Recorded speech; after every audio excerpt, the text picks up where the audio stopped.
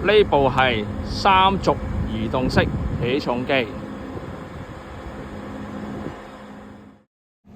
吊機型號 LTM1060 3.1，吊機序號082021。喺狹窄工地，支撐腳未能完全張開，但 Variable Base 能實時提供吊重安全。我哋將吊機右邊的支撐腳只張開一部分，其餘左邊完全張開。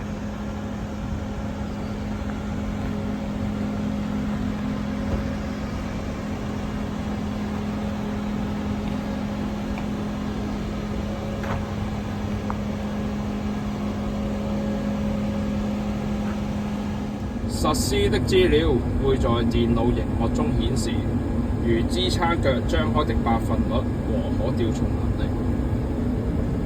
4號腳44%， 2號腳43%。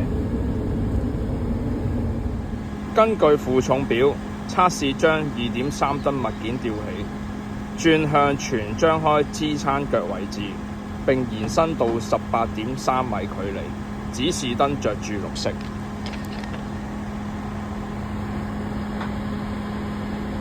現在轉向只開部分支撐腳的位置。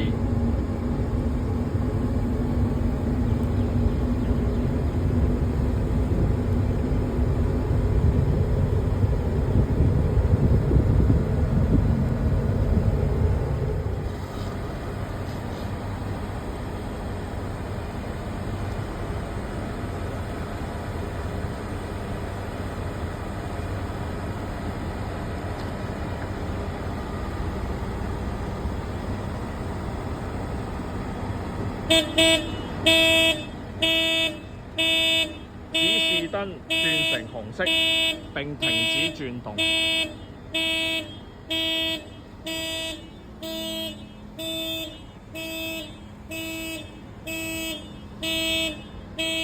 轉動停止並響起警號，指示燈轉做紅色。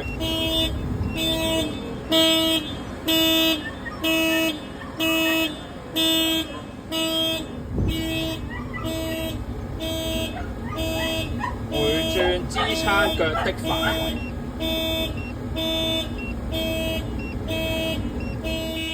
現在回旋返全開支撐腳。